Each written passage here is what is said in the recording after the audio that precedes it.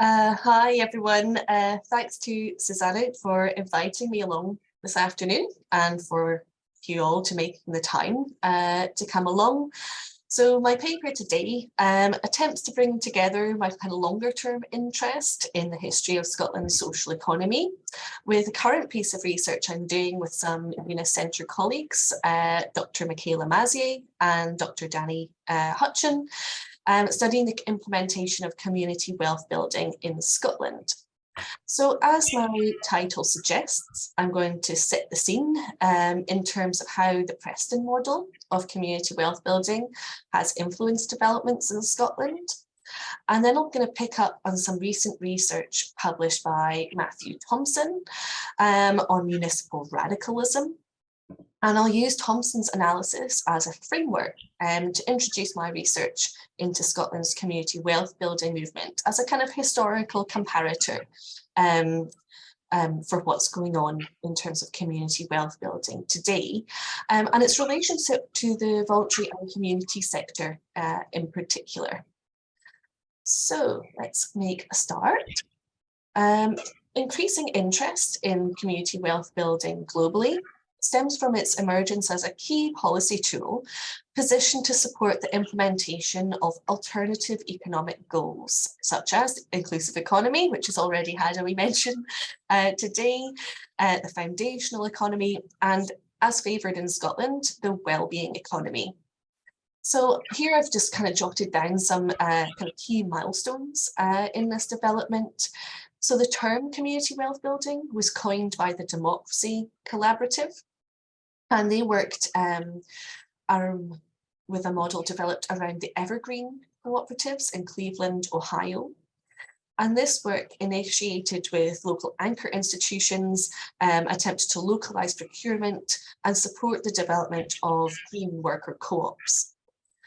Now, this example of what was going on in Cleveland caught the attention of Matthew Brown, a Labour councillor who became leader of Preston City Council.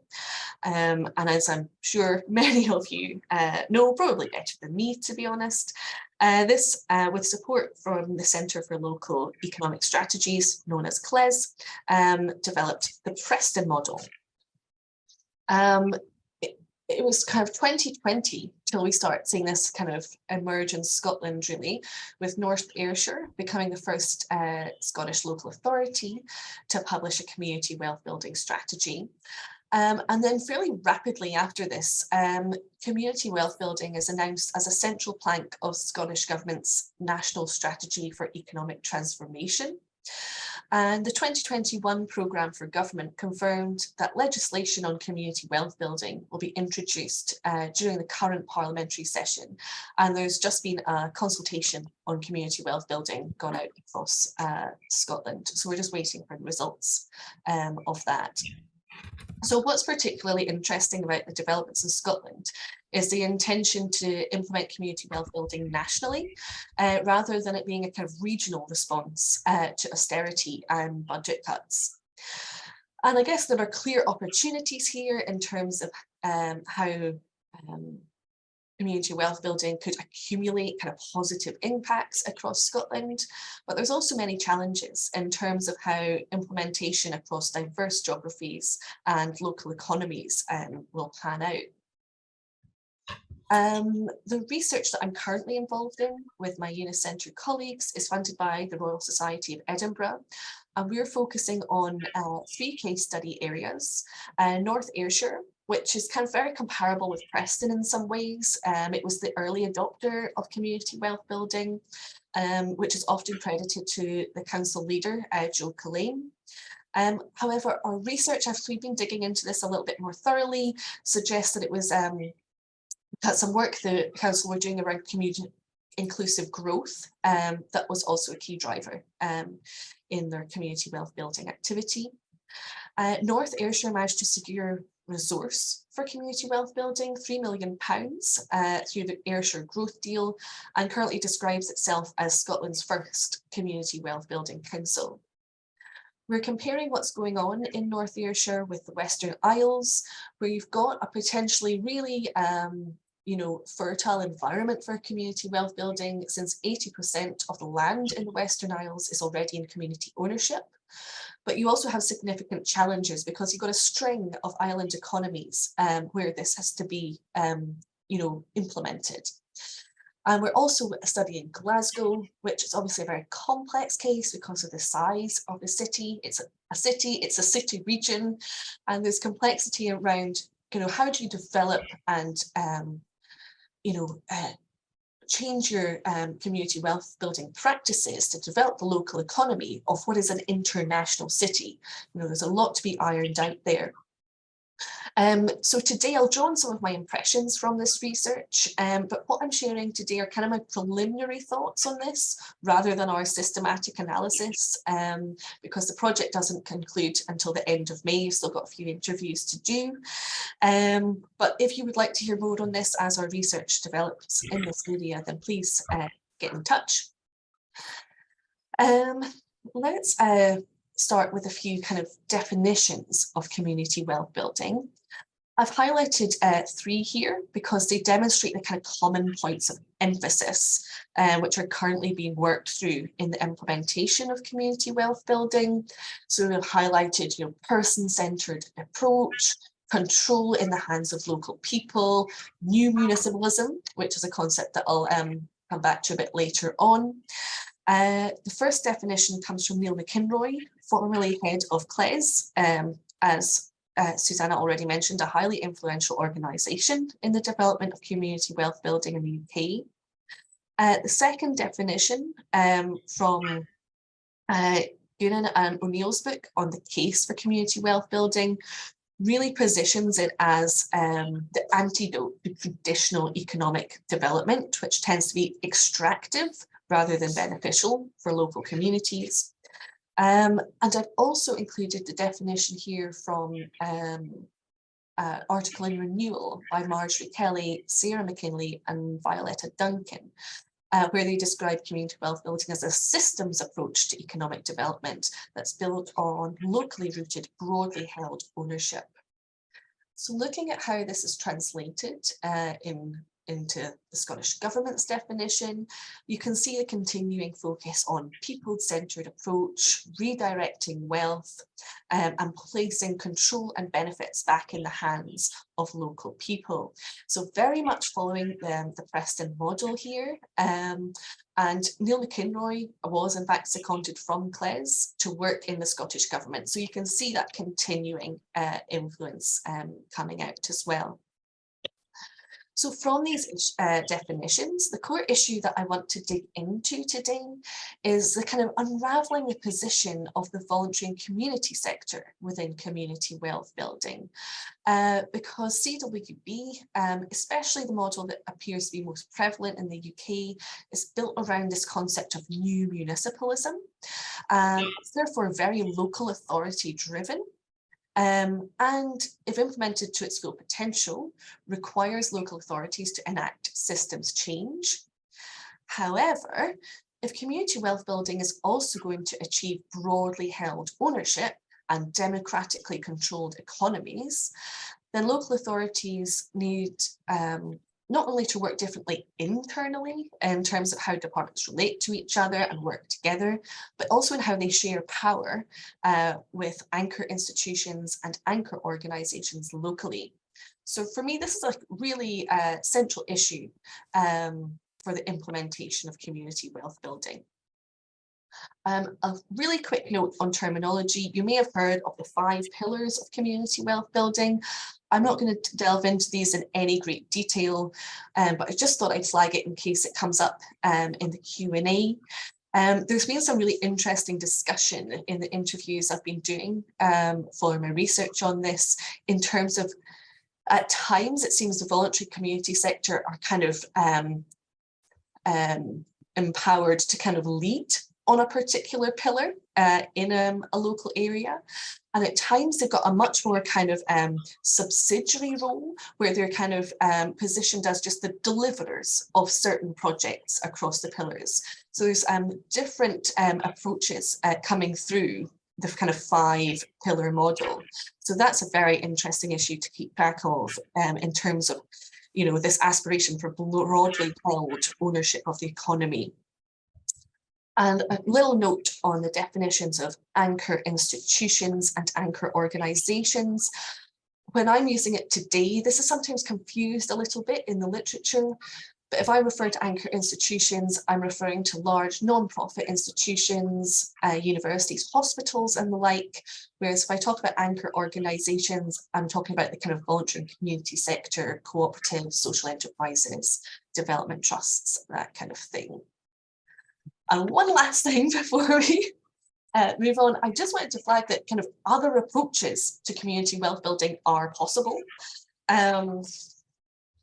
In the academic literature, the Preston model is defined as a kind of technocratic managed municipalism, but other approaches that have been described as kind of platform municipalism and autonomous municipalism are far more driven by kind of social movements in the areas that we've seen these developing. So that's just to kind of highlight that the model that the UK are adopting, it's not the only way to do community wealth building. So despite the emphasis on new in relation to community wealth building, many of you who have been working in the area of local economic development may find aspects of community wealth building very familiar. And this may be because of its resonance with the municipal radicalism of the 1980s and the ebb and flow of ideas and actions that were part of that movement since that time. In a recent article by Matthew Thompson, he asks whatever happened to municipal radicalism, and he traces how the municipal radicalism of the new urban left in Labour-led authorities such as Sheffield and Greater London Council in the 1980s has been in some ways revived by the development of this new municipalism through community wealth building.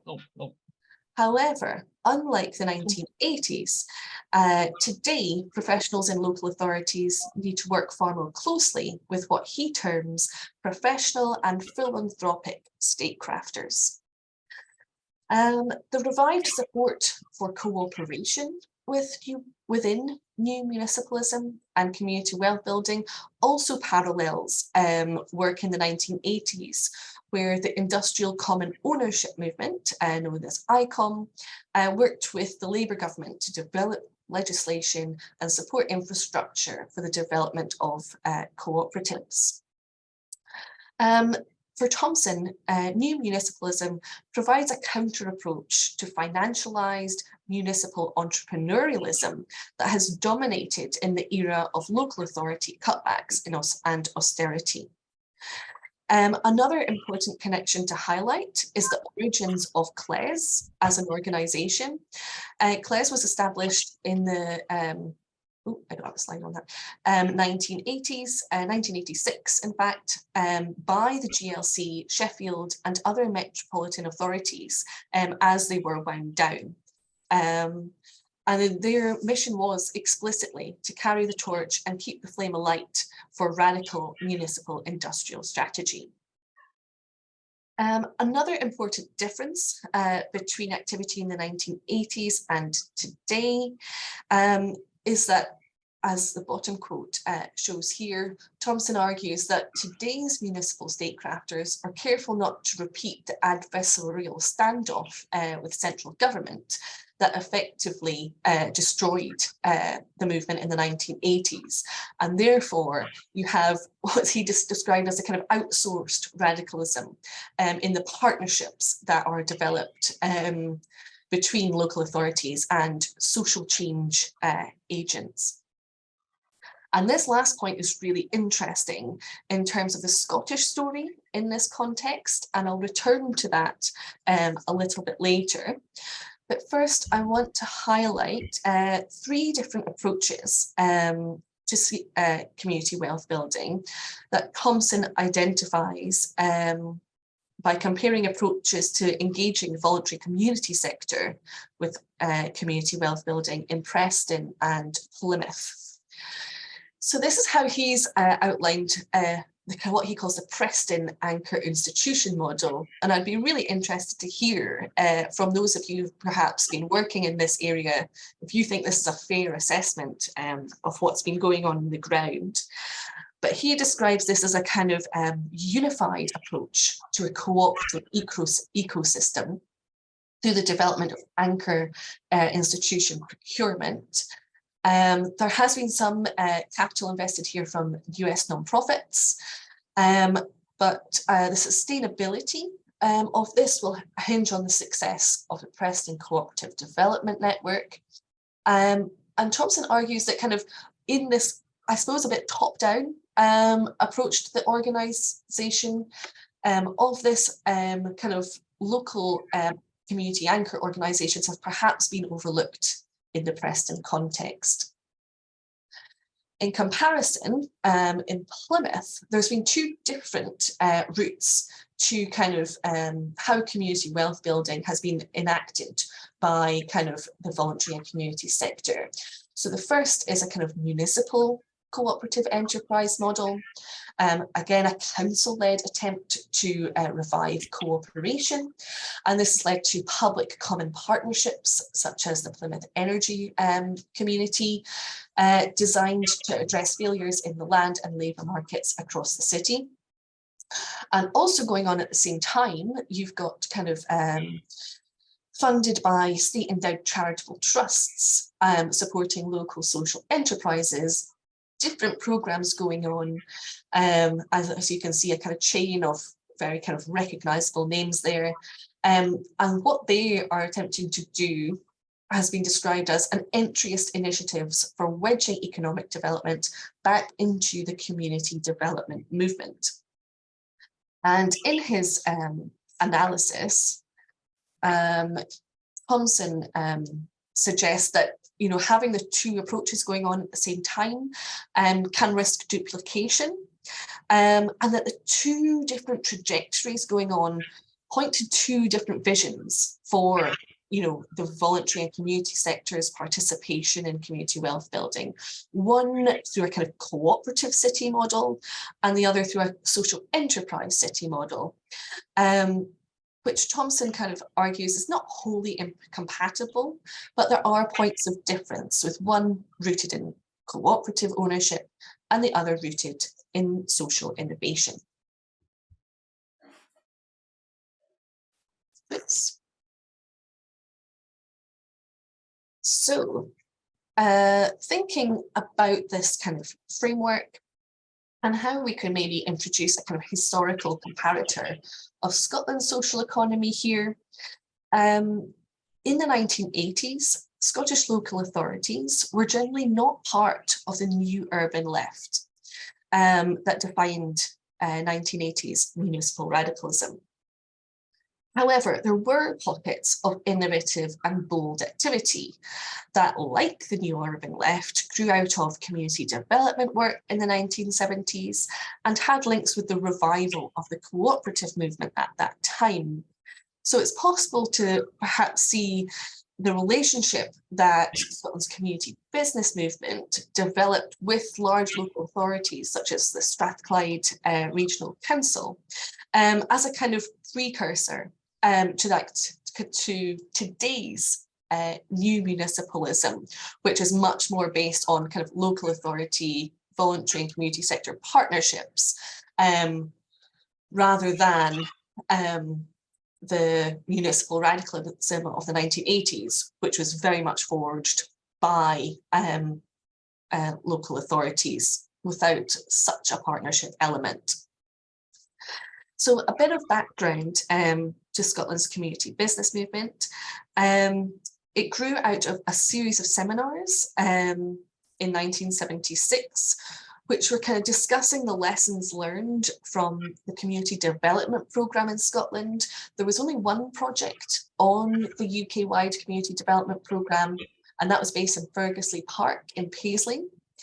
And so through those seminars, it brought together Ronald Young from Strathclyde Regional Council, Ashok Ori from Govan Area Research Centre, and John Pearce, who had led a CDP in West Cumbria and then had moved to Scotland in the late 1970s.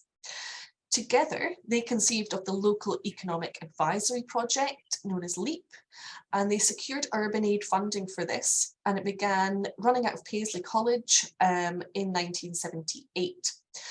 And this initiative was developed out of frustrations with the limitation of community development's social remit and a desire to address social and economic issues simultaneously, and for community-led job creation to really help sustain and address the poverty and unemployment that communities in Scotland were facing at the time. I've highlighted here, there's a wee digital copy of this pamphlet here, the first 10 years of community enterprise in Scotland, that's been made available by our archive team at GCU. And so if you're interested in this era and what was going on in Scotland at the time, that's a really great introduction. So what did they do next? So in the 1980s and 90s, the community business movement was supported by the likes of Ronald Young, who I've mentioned, who was secretary of the Labour group in the Strathclyde Regional Council, Jeff Shaw, convener of Strathclyde Regional Council, and Tony Worthington, who chaired Strathclyde Regional Council's Community Development Review. And these local politicians, in partnership with community development practitioners like John Pearce and his colleagues, led the movement to considerable success. By 1987, they'd registered 100 community businesses. There was a strong base of activity in Strathclyde, but it also spread throughout Scotland. The most common legal structure that they used was a community limited by guarantee with an asset lock, ensuring that profits were distributed for community benefit. And in general, they kind of lobbied and worked to promote the idea of community ownership to support local economic development. So comparing the community business movement to today's municipal statecraft, I've kind of separated the next three slides out into the kind of three different models developed by Thompson. But as we go through, you'll see there's kind of no neat mapping of the historical and contemporary examples. So you'll notice some points of overlap, but I think that's potentially kind of useful. There is evidence of local state support for community business across Scotland. It was also confusingly at times referred to as community enterprise across a range of local authorities. Community enterprise development units were established in 8 out of 9 Scottish regions. The only one region that didn't have one was the borders of Scotland. And by 1993, they employed 100 staff and held a budget of £5 million. However, unlike Preston's kind of anchor institution model, there was never kind of universal local authority support for community business. Instead, the movement relied on convincing the right people at the right time, which left the movement highly vulnerable when individuals moved on or the kind of political tide turned. In terms of a kind of municipal cooperative enterprise model, as described in Plymouth today, our kind of closest comparator in Scotland would be the Highlands and Islands Development Board's Community Co-op Scheme, which it established in 1977. Today, it's known as Highlands and Islands Enterprise. It changed in 1991. The HIDB operated on a kind of promote and float policy, with direct funding for the co-ops withdrawn in 1983. Despite that, they were kind of supported by a kind of independent movement, the Association of Community Enterprise in the Highlands and Islands, as it was known at the time. It no longer exists, but many of the community co-ops survive today or have transitioned into community development trusts. And even those that have closed have a legacy in the community land movement in the Highlands and Islands. So there was definitely a kind of, the investment made at the time has a legacy today. In terms of a kind of philanthropic community anchor model, again, described by Matthew Preston, the kind of aspiration to kind of wedge economic development into community development that was part, as we saw in Plymouth's kind of approach, really resonates with Scotland's community business movement. That was also their kind of raison d'etre. You know, community development can only go far enough if it doesn't also address economic issues, was you know, part of their mission. And you can see that throughout John Pearce's writing and all the kind of archive documents that we hold here at GCU. However, if we're thinking about a kind of philanthropic community anchor model, I'm not sure if this is really what we see developing in Scotland. You know, even today, if you look at the social enterprise census, 41 of Scottish social enterprises have an income of under £49,000. So the social enterprise remains characterised by relatively small grassroots organisations. So although it's fair to say that state-funded infrastructure organisations that support social enterprise in Scotland, they're kind of in a period of transition just now.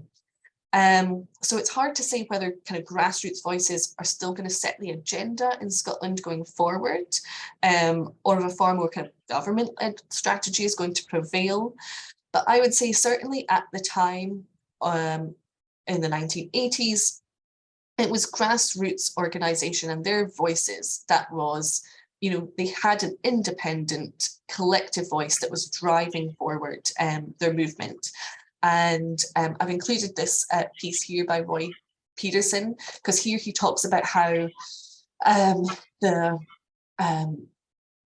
community co-ops in the Highlands and Islands and the community business movement kind of worked together under the banner of community enterprise. So that's where the confusion of the label comes in. And one question this leads me to, especially if we're thinking about Plymouth as, is it problematic to have two approaches in terms of, you know, it becoming a cooperative city or a social enterprise city? Scotland's community business pioneers took a lot of inspiration from the community co-op scheme in the Highlands and Islands. And in the community co-op scheme, communities needed to raise share capital, which was matched pound for pound by the HIDB. John Pearce and those working in Strathclyde knew that this was not an option for most of the communities they were working in, you know, which were peripheral housing estates in Glasgow and smaller towns suffering from the effects of deindustrialisation. They were never going to raise the share capital needed. So community businesses were therefore established as companies limited by guarantee with an asset lock, and you could be a member of your local community business, and all you had to put in was £1 donation to become a member. And it was actually the urban aid funding that was used to capitalise community businesses. And interestingly, this model was later replicated in the Highlands and Islands by those who found themselves working in communities struggling to raise share capital, and hence were often referred to as community enterprises rather than community businesses. So the model adopted depended on the needs of the community rather than kind of being imposed from above. So I will now attempt to kind of draw some thoughts together on this. So reflecting on the strengths and weaknesses of Scotland's community enterprise movements, I think can provide some interesting insight into approaches to community wealth building today. thinking of the kind of anchor institution model, the unified approach kind of can be seen as a positive development, especially if it addresses siloed working practices within local authorities, and will hopefully make for a far more sustainable practice in the longer term. It does address a key weakness for the community business movement, which was never fully embedded in local authorities, to the detriment of the aim of addressing social and economic issues simultaneously. However, a strength of the community enterprise practice was the ability for grassroots organisations to adopt the models that worked with the needs of their locality, which perhaps suggests a need for a degree of flexibility within the Preston Cooperative Development Network. In terms of municipal cooperative and philanthropic community anchor models, I think forms of community ownership need to be meaningful at a local level and support communities to develop the organisations and skills that will help them take advantage of future opportunities. And that's, you know, what we've seen in terms of the organisations that have survived, you know, in Scotland from the 1980s.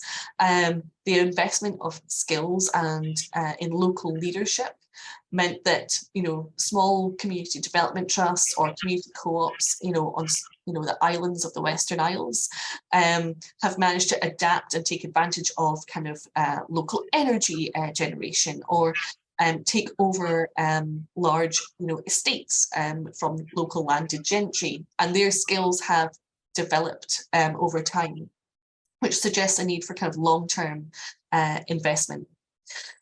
I also think there's a need for clarity around the role of the voluntary and community sector and community wealth building, and I especially see this happening in Scotland just now, because a lack of clarity risks alienating, you know, really crucial organisations in the successful implementation of the policy.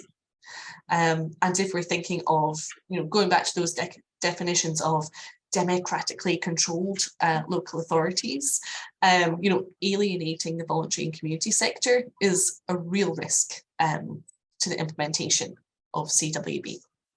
And I think I'll stop there. If I've got all the references on the slides, I've said to Susani that I'm happy for her to pass them on to you guys, as well as all the links to the digital resources I mentioned. And I've also worked on another project recently that developed a series of comics. So if you'd like to look at them, they're in there too. But yeah, thanks for listening, everyone.